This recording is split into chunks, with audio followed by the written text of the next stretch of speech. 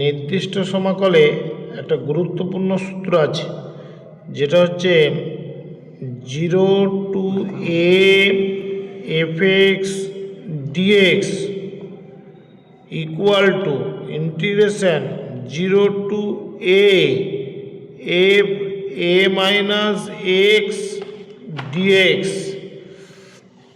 এই ধর্মটা কাজে লাগিয়ে অনেক অঙ্ক হবে। একটা উদাহরণস্বরূপ আমি করতে চাইছি 3-এর দাগ, পেজ নাম্বার 258। তোমরা প্রত্যেক করো।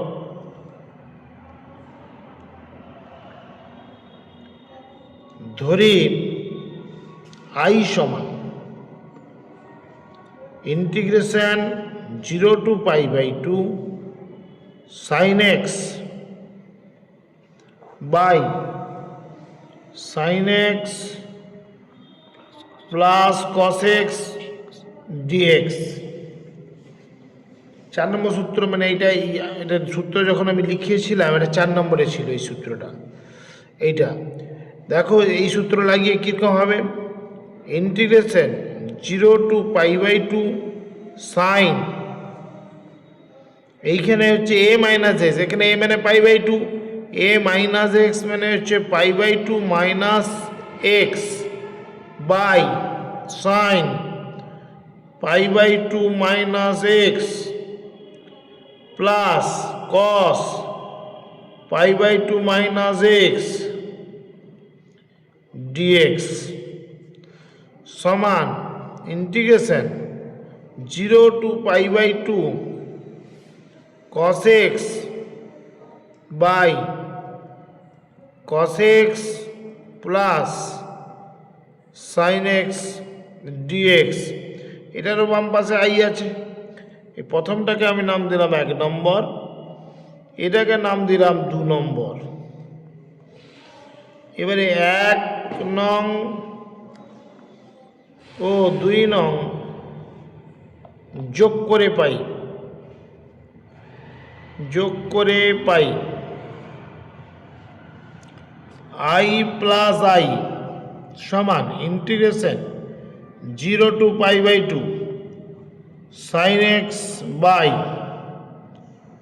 sin x plus cos x dx plus integration 0 to π/2 cos x by sin x plus cos x dx বা লিখলাম 2i সমান ইন্টিগ্রেশনটা একটা করে নিচ্ছি 0 to π/2 integration 0 to π/2 sin x by sin x plus cos x plus cos x by sin x plus cos x whole dx। তাহলে কি হলো, 0 to π/2, এইখানে এলসিএম কি হবে, sin x plus cos x, ওপরে কি আসছে sin x plus cos x dx equal two integration 0 to π/2 dx মানে x, ইন্টিগ্রেশন dx মানে x, 0 to π/2 সমান π/2 মাইনাস 0 ইকুয়াল টু π/2 বা i ইকুয়াল টু কত হবে, দুইটা ভাগ হলে π/4। Therefore integration 0 to π/2